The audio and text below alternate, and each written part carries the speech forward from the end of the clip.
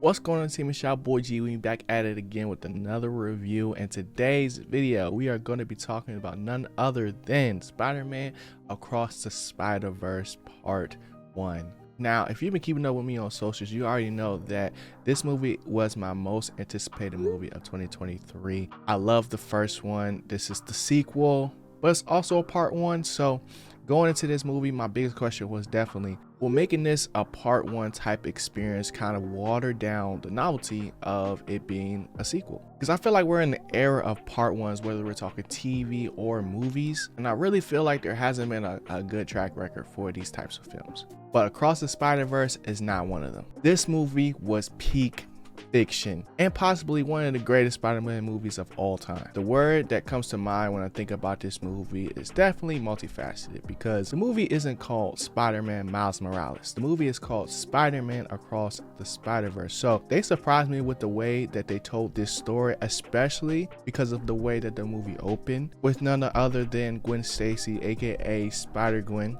And we got to see her origin story in full effect. And then soon after, we jump in with Miles and, kind of get the story going. I really think that was like super refreshing, because it's kind of a tale of two cities type of feel. Being able to see the story through Miles and Gwen's eyes is not only a bold move, but it was super refreshing to see. And I love seeing the art style for Gwen's universe. Now, the main theme of this movie was definitely the idea of being able to write your own story and really building up that confidence in self to, make the tough decisions that might not sit well with everybody else. Now, one thing that we're all expecting was definitely cameos, and they did not disappoint. They had everybody from, the live action Spider-Man to the video game Spider-Man, and even the live action Prowler, aka Uncle Aaron, played by none other than Donald Glover, who we've already seen in Tom Holland's Spider-Man movie. So you combine that, we'll be able to see Miles' growth as like just a main character and a Spider-Man in such a short amount of time. And then also getting to see the different relationships that, kids have with their parents and the conversations that they have. It was a really fun watch. But now let's get into the nitty gritty, man. Let's talk about the plot.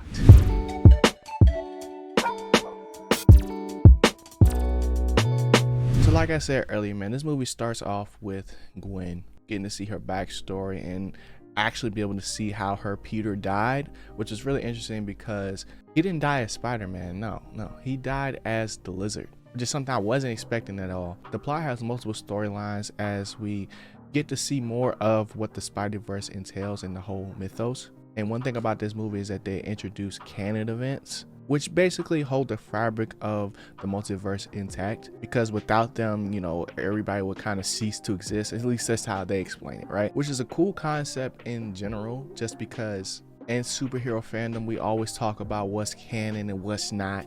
And it just felt very meta while I was watching it. It was really cool. I think quite possibly the most interesting piece of the lore that we got in this movie was finding out that Miles is the original anomaly. Because the whole point of that system is to make sure the canon events happen the way that they should, and anybody that gets misplaced will get put back into the original universe. But because Miles is the epicenter of it and got bit by a spider from a different universe, those rules don't really necessarily apply in the same manner that they would of the main antagonist, Miguel O'Hara, aka Spider-Man 2099, because he went out of his way to not only go to another universe but basically join it, and he paid the ultimate price for it. So overall, I really enjoyed the antagonist in this movie. We started off with the Spot, who grew from this small-time villain of the week type character to being this super impactful villain that has a deep connection with Miles and both of their origins, which was a really cool thing to see, because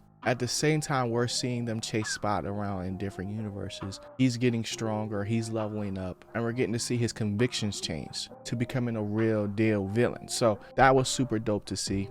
But I think my favorite moment of the plot was actually like the biggest plot twist in this movie, which was when Miles essentially got sent to the wrong universe after one of the greatest chases in all of Marvel's cinematic universes. Miles finally thinks he's home, safe, but then realizes, not only am I in the wrong universe, I'm in a universe where there's no Spider-Man. Like, that was freaking crazy to see in theaters. And what was cool about the pacing of the movie and the plot is like you could feel things starting to ramp up and rev up towards the end, to where like you were kind of waiting for the drop off, but at the same time I was super locked into what I was watching. So when it finally did end, I had that sense of satisfaction where it felt like this movie was warranted being a part one, and you could tell that there's a bigger overarching story happening without it feeling like, dang, I should have just waited till they were both out versus going seeing the first part now. So that was a very epic moment. And then also because there was multiple antagonists and there was like multiple fights happening at once, it keeps you invested throughout the movie without feeling like it's kind of dragging on. But I loved every moment of it, man. We got betrayals, we got plot twists, we got so many things, bro. I could sit here all day and talk about it. But let's get into my final thoughts.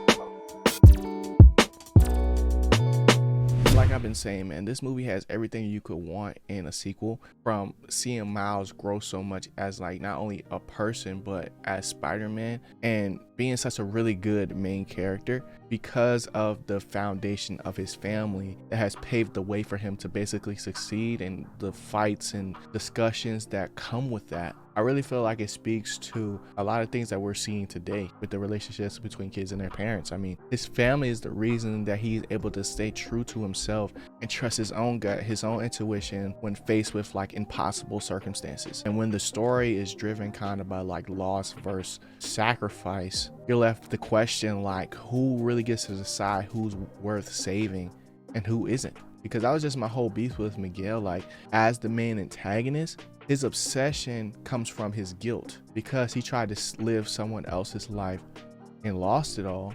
He's operating from a place of fear when it comes to handling these canon events, which, don't get me wrong, like the whole operation makes sense when you're just, you know, kind of like sending back anomalies.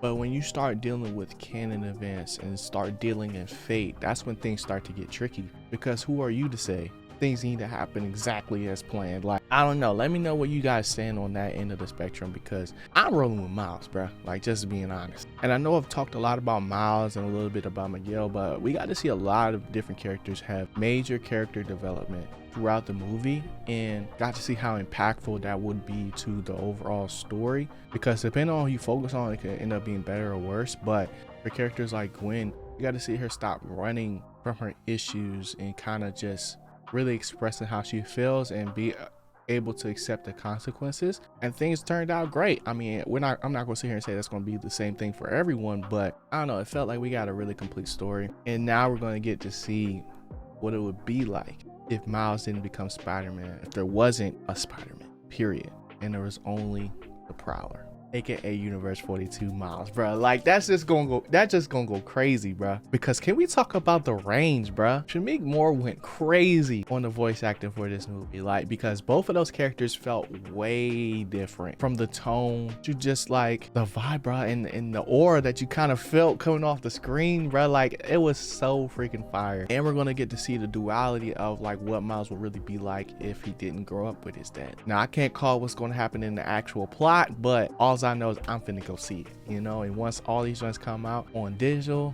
I'm copping. Easy cop, bruh, easy cop. But let's get into the G5 score for this movie, man. It's not hard. Y'all have heard this whole review, bro. It's a 10 out of 10. 10 out of 10 must see movie, bro. I know a lot of people slept on the first one, but you cannot say we did not tell you, we did not warn you that y'all are missing out on possibly the greatest Spider-Man movie of all time. I've already seen Tom Holland say that, you know, this movie is goated, bro. So you've heard it from Spider-Man himself and your boy G. That just joint go crazy, bro. I mean, like, the Easter eggs went insane. Seeing Genki play Spider-Man the video game was so cool, bro. And just getting to see all the different versions of Spider-Man chasing after Miles, just for Miles to finesse all of them because his powers go crazy, bro. And it's like, Miles is still just getting started, bro. In the comics, like, he can literally manipulate his Venom powers to manifest a sword. Now, if we ever get to see that in animation, bro, I don't know what I might do. But I'm super excited for it, man. I mean, Miguel's story arc has got to go crazy in the next one, because he's probably going to end up going from the main antagonist to an anti-hero. The Spot is looking dangerous. Definitely has the strongest conviction so far. We're getting the gang back together, plus a couple more and we're getting new additions to the team like Spider-Punk. Like, it's gonna go insane, bro. And obviously I can't stop without talking about the music. The music was good. It wasn't as memorable as the first movie, but Metro Boomin still did a good job, and he even got his own cameo. But honestly, bro, I can just keep on going. If you want to hear a longer conversation about Spider-Man Across the Spider-Verse Part 1, definitely tune in to this week's episode of the Why I'm Geek Show with me and the homie Chrissy Light. You can find it on YouTube and all your favorite audio platforms. But yeah, man, this joint was definitely goated. I don't know if it's going to get the nod for best movie of the year, but definitely best animated movie, 100%, because it didn't only have the look, bro. It had the substance. It had everything that makes for a golden movie. So let me know what y'all think in the comment section below. I'm holla at y'all next one. Hit that like button, hit that subscribe button. Y'all be easy, y'all know vibes. Always keep growing, keep going. It's been your boy G. I'm gone. Peace.